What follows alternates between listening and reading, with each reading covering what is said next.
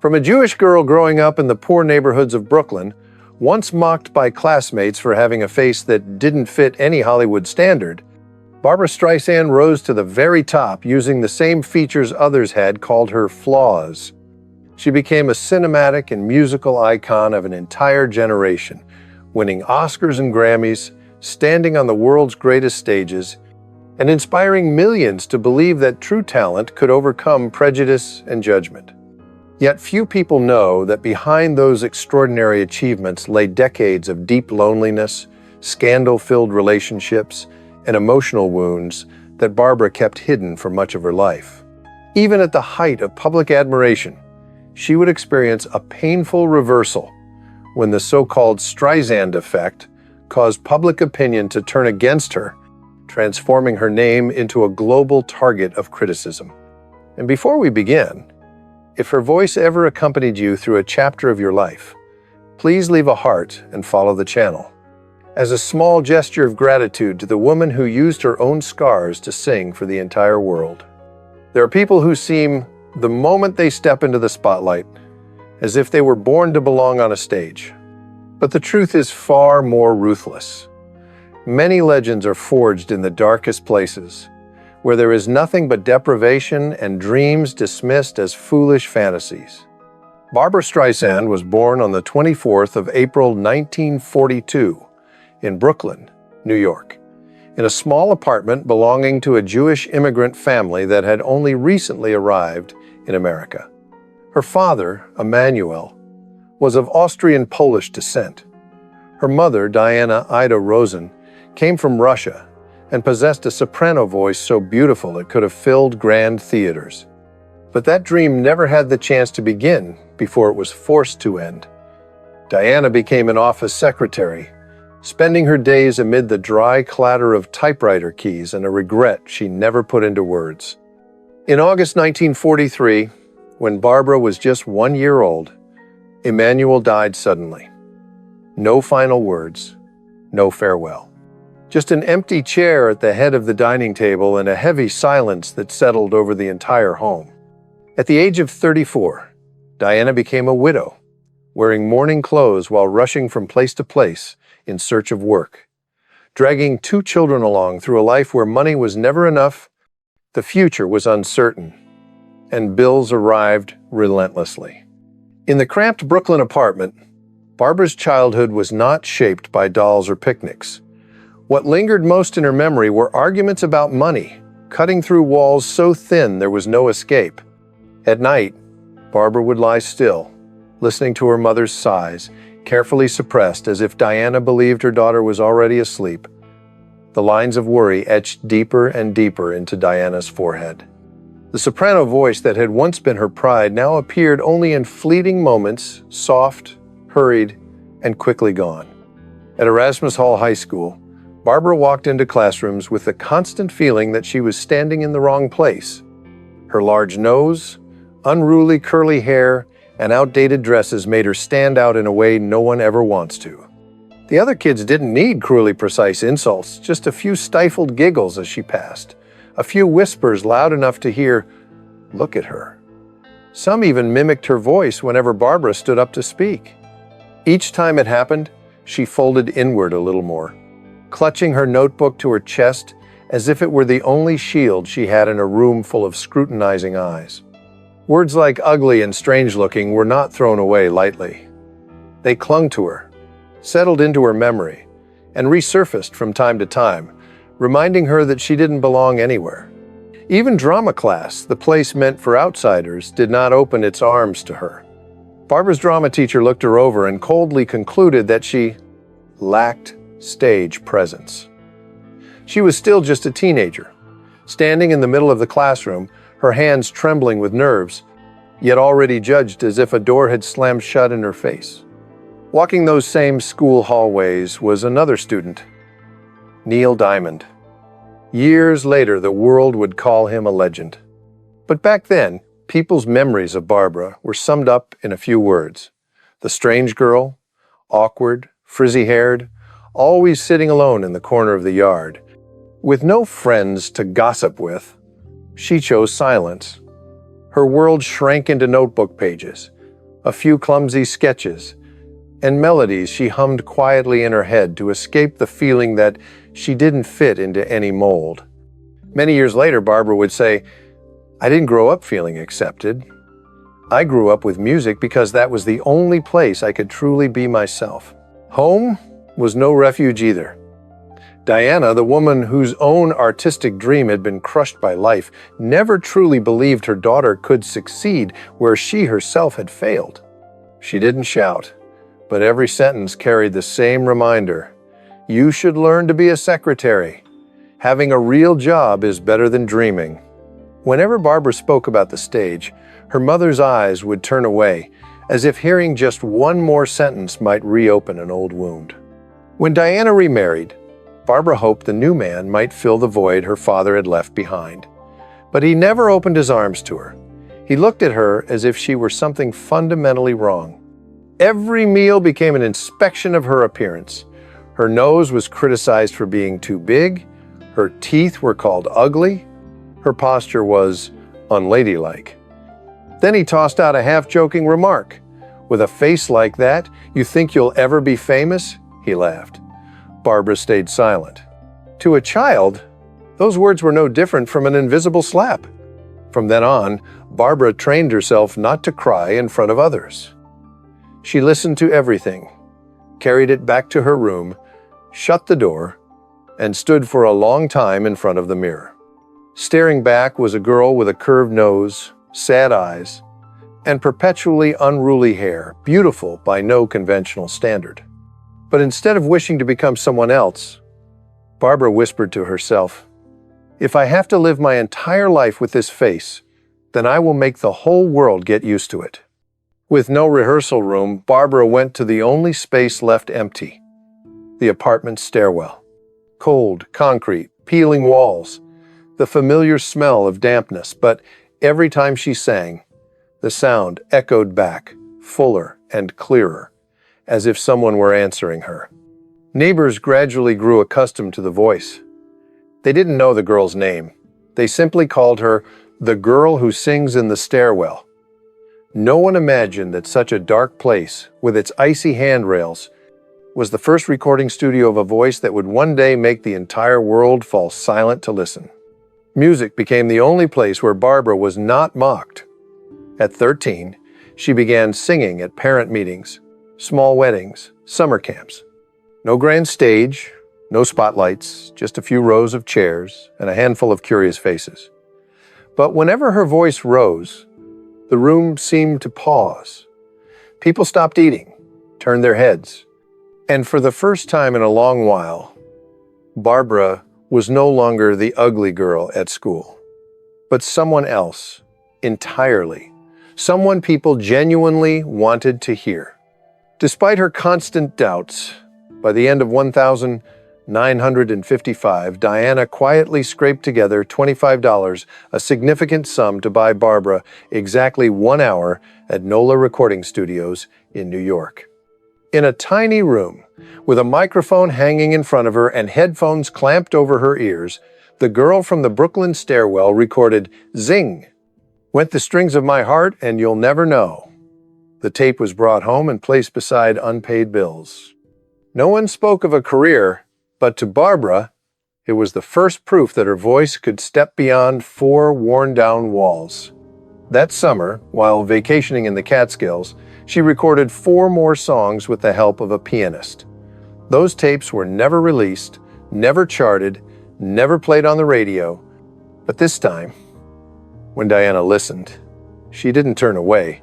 She sat still and listened to the very end, and for the first time, she saw that her daughter's dream was no longer impossibly far away. In the years that followed, with the help of her friend Barry Denon, Barbra began singing at small clubs in Greenwich Village. He recorded her right in his own apartment, organized her repertoire, and even built entire shows for her at nightclubs like the Lion and the Bonsoir. On her very first night, Barbra stepped onto the stage in a dress that was far from perfect, her nose unchanged, her hair still unruly. She opened her mouth, and for the first time, instead of stifled giggles, what erupted was a round of applause so long that she herself felt awkward, unsure of how she was supposed to bow. On the night she won a talent competition in Greenwich Village, Barbra was still an unknown girl. But the moment the final note of her first song faded, the entire room rose to its feet. Hands clapped until palms burned red. Whistles and cheers rolled on and on. In that instant, every word she'd ever heard ugly, weird, no stage presence was pushed far into the distance, reduced to nothing more than background noise. It was also around this time that Barbra Streisand decided to drop the letter A from her name. Not to shock anyone, and not to build a brand, simply because she did not want to be mistaken for someone else, and even less did she want to be reshaped to fit an existing mold. The new name was shorter, stranger, and unmistakably her own, Barbra. In 1960, at just 18 years old, Barbra left Brooklyn carrying a suitcase so thin it barely weighed anything in her hand, and something far heavier: determination. She went to Manhattan, not exactly to search for opportunity, but to escape the label of that strange girl that had followed her for far too long. The city did not greet her with bright lights or promises. Her first rented room was so cramped that the bed had to be pulled out from a wall cabinet. Turn too sharply, and your head hit the wall. Barbra learned how to live in such a small space, and on days when her money felt even tighter than the room itself, there were times when a meal consisted of nothing more than a slice of bread dipped in salt, not out of frugality, but because there was simply nothing else. But nights were different.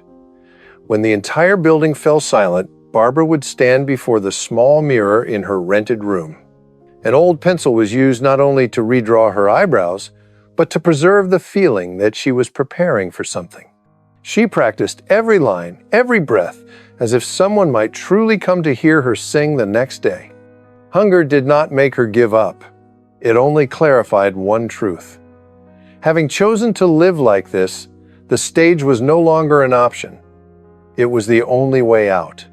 And then came the turning point, when Barbra was invited to sing at a bar for a gay audience. The stage was no bigger than a dining table, the lighting dim and murky. Yet the applause there thundered in the ears of a girl no one knew. A year later, in 1961, Town & Country, a high-end restaurant in Winnipeg, Canada, signed her to a contract. The owner, a man practical enough not to believe in miracles, still admitted, "I don't understand why people are so captivated by this girl." Perhaps Barbra herself didn't understand either. But every night after she finished singing, when she returned to her rented room and closed the door, the truth remained: she was still alone. When the applause finally faded, the room held nothing but the breathing of a young woman, success slowly approaching, with no one to share it with. In 1962, Barbra was cast in a supporting role in the Broadway musical I Can Get It For You Wholesale. It was a role so small that many established performers wouldn't have bothered to glance at it. But when Barbra appeared, the audience fell silent. That voice, slightly rough, tinged with sadness, yet cutting straight into the listener's heart, turned the name Stryisand into the most talked-about topic of the entire season. Soon after, Columbia Records offered Barbra her first contract, one powerful enough to alter the trajectory of an entire life. In 1963, the album Barbra Streisand was released, quiet and unflashy, yet it soared upward in a way no one had time to prepare for. The Grammy for Album of the Year was called in her name, a victory so rare that even Barbra froze in place, unsure whether she was standing in the wrong spot. Success arrived too quickly, sending ripples through all of New York. Barbra herself, however, was unsettled. She once said, almost as a confession, "I didn't have enough experience to make an album. I didn't think I was ready." But Columbia did not wait for her to be ready. They pressed on, pushing her farther and faster. Music had carried Barbra out of Brooklyn. And just as she was learning how to stand steady on her own feet, cinema appeared like a new chapter, completely unannounced. In 1964, Funny Girl transformed Barbra from a Broadway star into a cultural phenomenon. 2.5 years later, in 1968, She both sang and starred in the film adaptation and won the Academy Award for Best Actress. It was a victory so extraordinary that history notes it as one of the rare ties shared with Katharine Hepburn. But what people remember most is not the golden statue. It is the "Don't Rain on My Parade" sequence. Barbra insisted on filming on a real, moving train, despite a film crew shaking with fear. That scene, the wind whipping through her curls, her eyes blazing as she sang, became iconic. The name Barbra appeared everywhere. Across Broadway posters, on record covers, at award ceremonies large and small. Grammy followed Grammy. Audiences rose to their feet as if by instinct. Yet as her career accelerated, her personal life began to slow. Fame pulled Barbra away from ordinary evenings, away from the rhythm a marriage needs in order to survive. And as the lights grew brighter, the distance within her private life became more pronounced. Barbra Streisand's first marriage to actor Elliott Gould could not withstand that speed. They met in 1962 during the Broadway production of I Can Get It For You Wholesale. Barbra was only in a supporting role. Elliott, by contrast, was already more established. At the first script reading, he noticed the young woman sitting quietly in the corner of the room, the large nose, the somber eyes, and an indefinable feeling that surfaced the moment she began to sing. If Broadway was where audiences first came to know Barbra, then Elliott was the first person to glimpse the vulnerability hidden behind that voice. Not on stage, but in the quiet moments after rehearsals. When she no longer had to prove anything to anyone, Barbra believed in that. She believed she had found the right person. They lived together in a small apartment on Manhattan Avenue, directly above a restaurant called Oscar's Salt of the Sea. Every morning smelled of ocean fish. Every night was filled with the nonstop rumble of passing trucks. The rent, $62 a month, forced them to count every penny. Yet in that cramped space, Barbra felt, for the first time, that she was not alone. They had nothing except each other.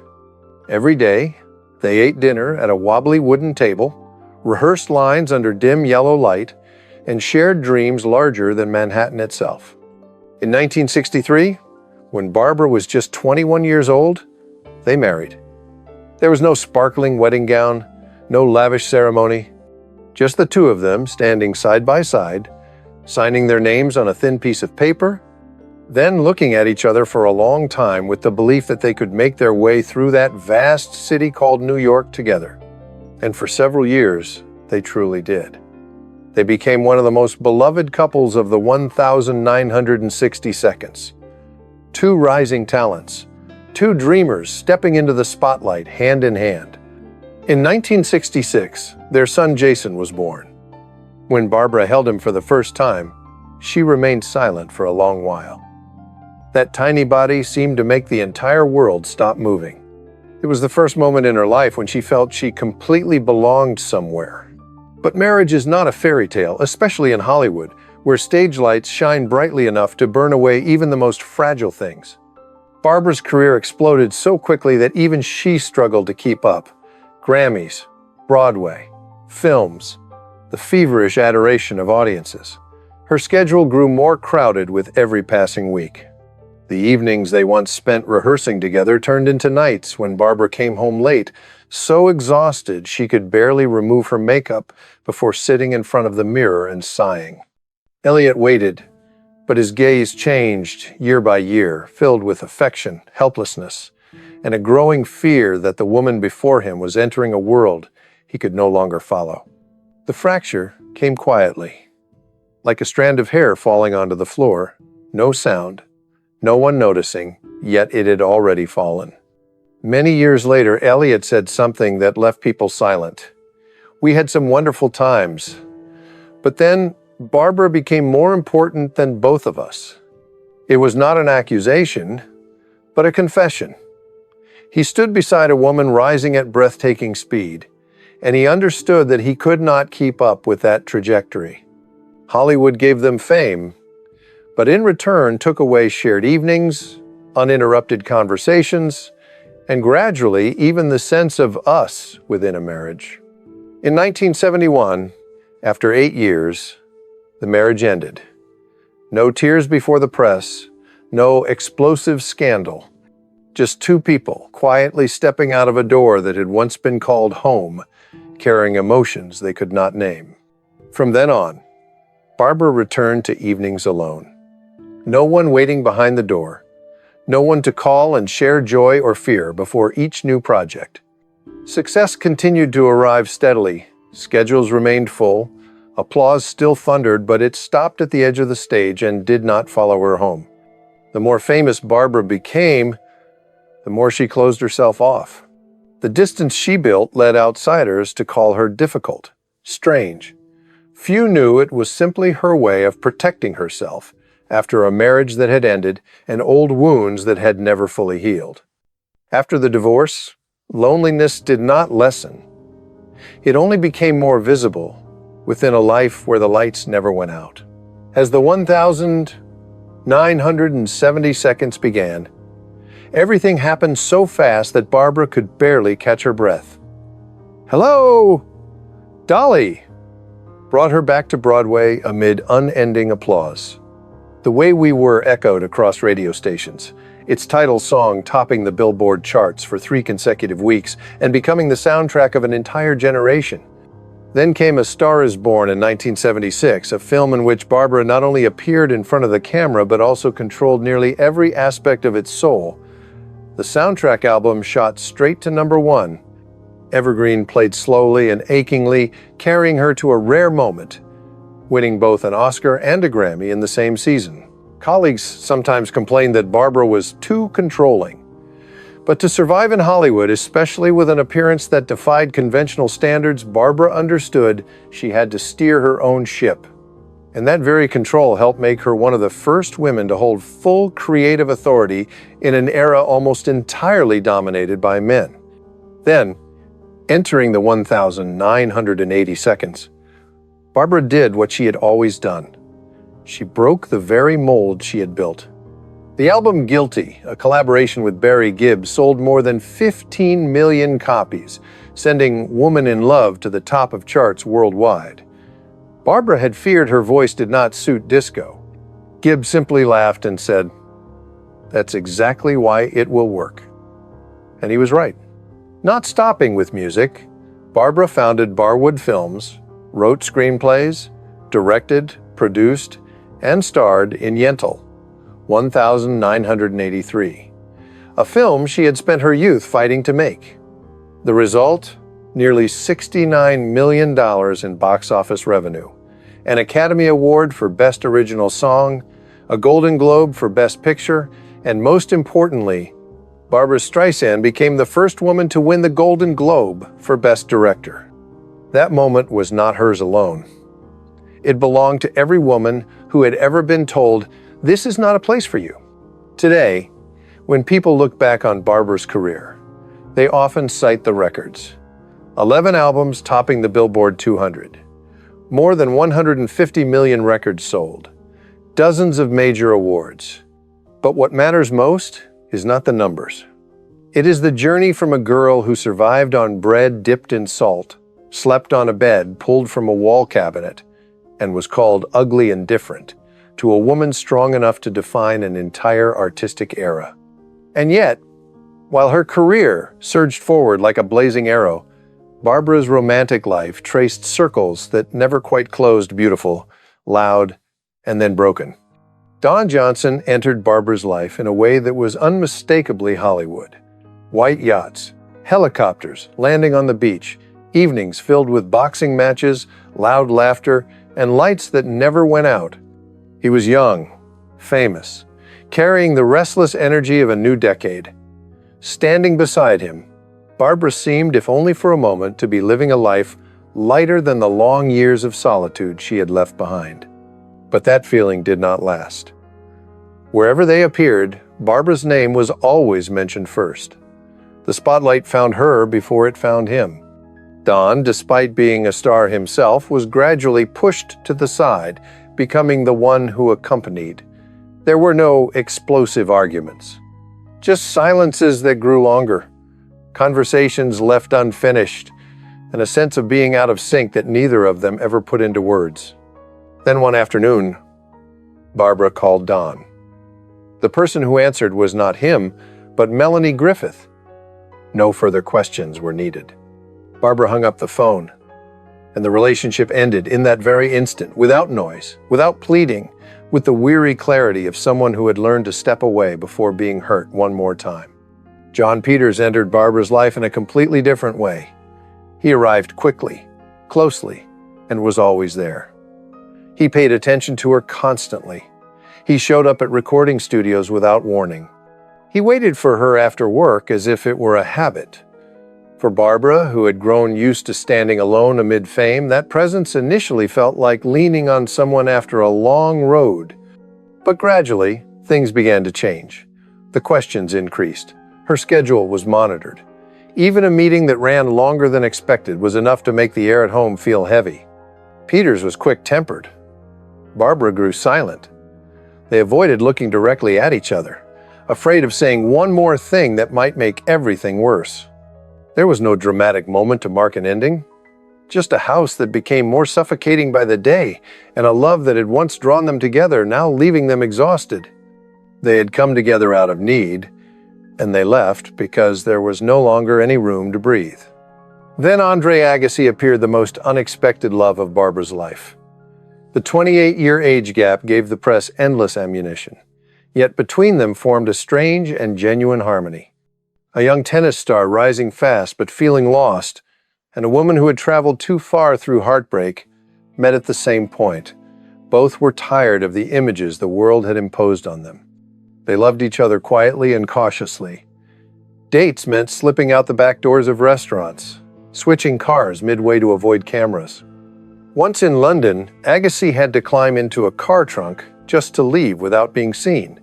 It was a rushed, reckless love, carrying the sensation of youth that Barbra thought she had left behind somewhere very far away. In the end, they let go, not because the feelings had faded, but because both understood they were heading in different directions. Many years later, Agassi would still refer to Barbra as a special chapter in my life. Not with sadness, not with regret, but as a stretch of road that had been traveled and closed at exactly the right time. Amid all those loud romances, there was one thing Barbra once said that came closest to the truth inside her. "I'm too strong for many men." That strength was not something Barbra was born with. It was forged early on the day her father died, when she was just 1 year old, through the insults about her appearance, through the years of singing alone in dark stairwells just to avoid feeling invisible.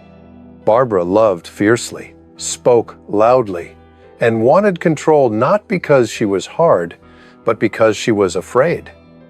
Afraid of being left behind. Afraid of not being enough. Afraid that the world might slip out of her hands one more time. She had walked across the grandest stages and achieved towering success. Yet deep inside, Barbra Streisand still carried a very small fear, the fear of a little girl who once sang alone in Brooklyn, hoping that someone, anyone, would stay until the very end. And then, when she had almost convinced herself that her heart was finally closed, fate stepped in, wearing the form of a man with slightly tousled hair and a gentle smile, James Brolin. Their meeting in 1996 felt like a moment arranged in advance. They met at a dinner party where Barbra arrived wrapped in her familiar defenses, while James thought he was simply attending a casual social gathering. Neither of them was prepared for the change that would come just minutes later. When their eyes met, there were no fireworks, no background music, only a rare sensation: peace. Barbra, the woman who had overwhelmed so many men, was the one who spoke first, in a way entirely her own. She tilted her head, reached out, touched James's messy hair, and asked bluntly, "Who messed up your hair?" It was the kind of honesty that makes people either step back or move closer. James chose to move closer. He was not intimidated by Barbra's sharpness. In fact, he found it attractive. That light touch felt like flipping a switch. From that moment on, They spoke to each other as if they had known one another in another lifetime. 2 years later, in 1998, they married at Barbra's Malibu estate. The wedding was guarded so tightly that Barbra blasted rock music and jungle sounds outside to prevent anyone from overhearing their vows. A very Stryisand way of doing things, fierce in protecting what she considered sacred. And then married life unfolded, not loud, not showy, but filled with small things Barbra had never had before. They kept their finances separate, not out of distrust, but because both had lived through brokenness and understood that freedom was the greatest gift they could give each other. They grew accustomed to each other's quirks, like Barbra's legendary underground shopping mall, where she displayed vintage clothing, antique dolls, even a frozen yogurt bar. Hollywood whispered. Friends were astonished, but James only smiled. He said, "If it makes her happy, I'm happy." That was what every previous relationship in Barbra's life had lacked. On rare evenings without work, Barbra would stand in the kitchen, awkwardly seasoning a dish, while James sat at the table waiting, watching her with unhurried eyes. He knew she was not a great cook. But what moved him was the effort of a woman who had spent her entire life being strong, now learning how to be gentle. James often said that Barbra made him a better actor, and more importantly, a better man. And Barbra, after a lifetime of being lifted up and thrown down by Hollywood, finally found what she had always searched for, but never dared to name: balance. They never had children together, but they had a family. James's 3 children from previous relationships. The dogs Barbra loved so deeply, she treated them as small souls needing protection, and a home where 2 wounded people learned how to breathe together. After so many glamorous yet fragile romances, after loving through fear more than hope, Barbra Streisand finally found someone who was not overwhelmed by her light, did not retreat from her strength, and did not disappear when she became vulnerable. In the arms of James Brolin, the woman who once sang in a Brooklyn stairwell found something that neither fame nor success had ever been able to give her. Even after she had finally found an embrace that stayed to the very end, life did not choose to let Barbra rest, because peace, for her, had never been something that lasted. In 2002, Diana passed away. There was no goodbye, no final conversation to mend the words that had been missed or left unsaid. Barbra was left facing a very simple truth. From that moment on, there would be no more chances. Mother and daughter had never been easy with each other. There had been more silence than conversation. But when Diana was gone, Barbra realized that sometimes what hurts most is not what was said wrong, but what there is no longer time to say at all. After that, Barbra slowed down, not because she had nothing left to say, but because there was no longer anyone to call. Phone conversations that once began and then drifted into silence, questions asked out of habit, suddenly had nowhere to go. She did not speak publicly about that pain, nor did she try to soothe it away. Barbra simply stayed home more, avoiding unnecessary encounters. And within that quiet, the image of her mother, once strict, once distant, yet constantly present throughout her life, became clearer than ever. There are losses that do not require tears. They exist like a permanent slowing of time, the moment when one realizes there will never again be a chance to understand each other a little more, not even once. But private loss was only one part of the story. The rest came from the very light that had once celebrated Barbra, the kind of light that does not merely illuminate, but also judges. In 2003, an incident that seemed trivial on the surface cut deeper into Barbra's life and career.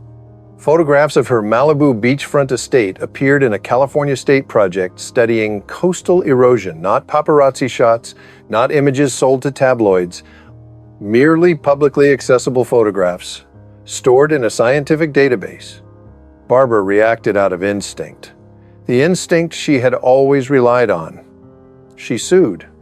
$50 million. in a lawsuit she believed would restore something she had always lacked the right to peace within her own private space. But life has a cruel sense of irony. The more one tries to hide something, the more visible it becomes. Her name flooded the press, the images spread across the internet, and the world gave it a name she never wanted attached to herself, the Stryisand effect. An attempt to protect personal boundaries was transformed into a symbol of trying to silence the public. Barbra said nothing further. She did not defend herself. She did not explain. She stepped back, as she had so many times before in her life, when she understood that at this stage, a single misstep was enough to make the entire world see her differently. Barbra Streisand had never been someone who knew how to retreat. Her entire life had been driven forward by the survival instinct of a Brooklyn girl once mocked for being different. And when the world began to come at her, her reflex remained the same. Speak plainly, face it head-on, and never look away. She criticized the policies of President George W. Bush, wrote letters, spoke out publicly, and stood firmly on the side of what she believed was right, accepting open debate even while knowing that every word could become a target. By the time the Trump era arrived, Barbra was no longer simply an artist expressing opinions. She had become one of the most forceful voices in Hollywood. Walls emerged as a melodic indictment, and Don't Lie to Me rang out like an arrow aimed straight at the evasions and distortions of contemporary politics. Those who loved her called it courage. Those who disliked her claimed she had gone too far. The hardest blow came in 2019, when a careless remark Barbra made about the scandal involving Michael Jackson was clipped, distorted, and thrown onto the internet like a spark. Within hours, a wave of outrage erupted, pushing her into the fiercest backlash she had faced in years. Barbra was forced to issue a public apology, but in this era, apologies rarely extinguish a fire that has already spread too fast. Having spent a lifetime on stage, what Barbra feared most was not missing a note, but being misunderstood in her entirety. James remained by her side, quiet and steady like a windbreak against public opinion. Yet there were nights when Barbra stayed awake until near dawn, sitting by the glass window, overlooking the Malibu Sea, once her refuge, and wondering whether the price of speaking the truth was always heavier for women. Caught between a private life marked by loss and an unforgiving public gaze, Barbra Streisand entered a phase in which the light was no longer warm and golden, but sharp and cold, shining directly into corners she never wanted exposed. A legend, yes, but before anything else, still a human being, standing on the fragile line between love and hate, right and wrong, between what she believed and what the world wanted her to believe. Today, in her 80s, when many legends of her generation have faded into the shadows, Barbra Streisand has stepped into a very different chapter of life. Gentler, quieter, yet deeper. No longer chasing the stage lights, no longer bound by relentless contracts or exhausting tours, Barbra has chosen to live within the calm openness of Malibu, where ocean winds move through wide windows, and mornings begin with the sound of waves rather than voices calling her name.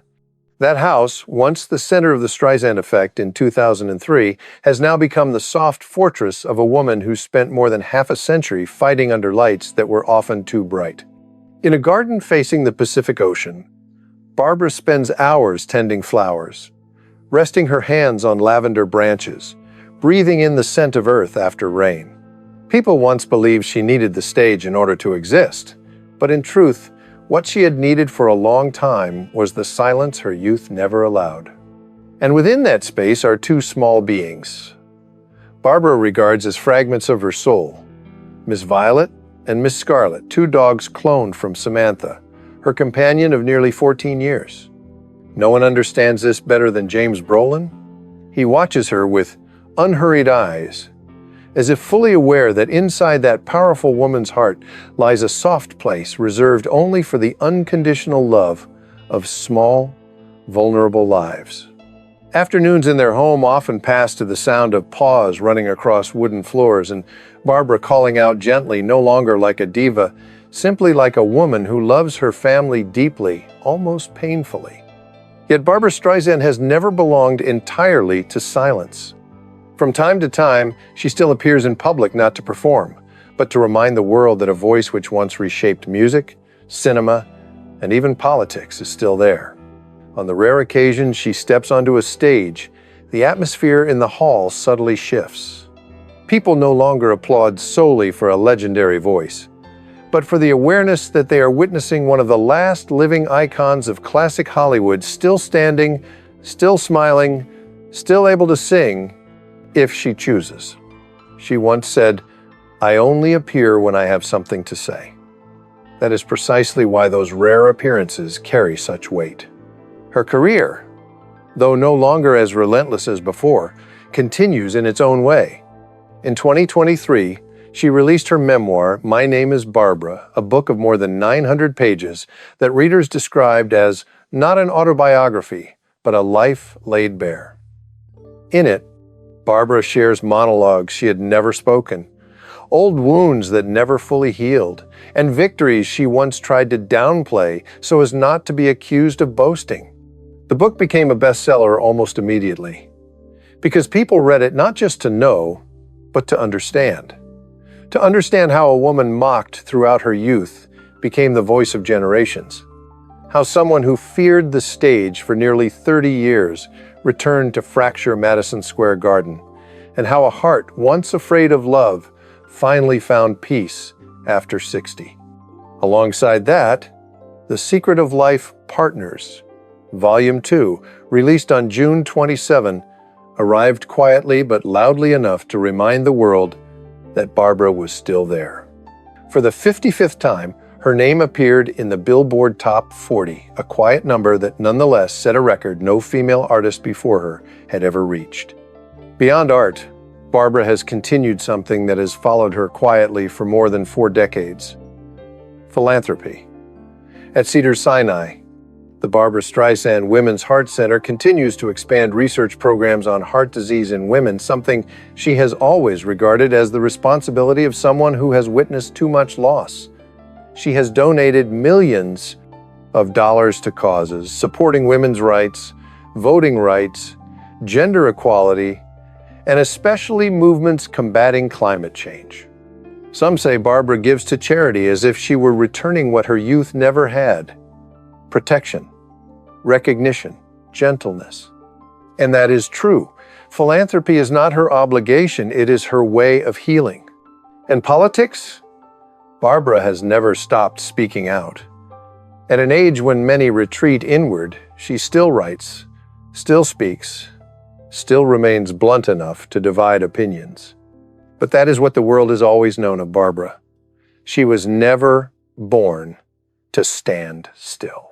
Barbra Streisand's life today is no longer about soaring high notes or endless red carpets. It is the peace of someone who has weathered enough storms to allow herself to be tired. It is late afternoon sunlight slanting through glass windows in Malibu. It is the sound of small dogs trotting at her feet. It is James's hand holding hers in moments when no one else is watching. And perhaps it is this quiet stretch of life that is the most beautiful chapter of a legend, not because she still stands on stage, but because she has finally found a place to sit down and let go. Looking back on Barbra Streisand's journey, we see not only the story of a musical legend, but the life of a little girl doubted by her mother, dismissed by teachers, scrutinized for her appearance by the world who still chose to lift her head and step onto the stage. She paid the price in broken marriages, lonely nights in houses too large, misunderstandings, and attacks for daring to speak her mind. Yet, from a dark Brooklyn stairwell to Billboard records, from slices of bread to a peaceful home overlooking the Malibu Sea, Barbra Streisand reminds us of this: tragedy is not an ending. It can become the material from which each person rewrites their own life using their own voice. And if this story touched you, please leave a like, a comment, and subscribe to the channel. Thank you for watching all the way to the end of the video.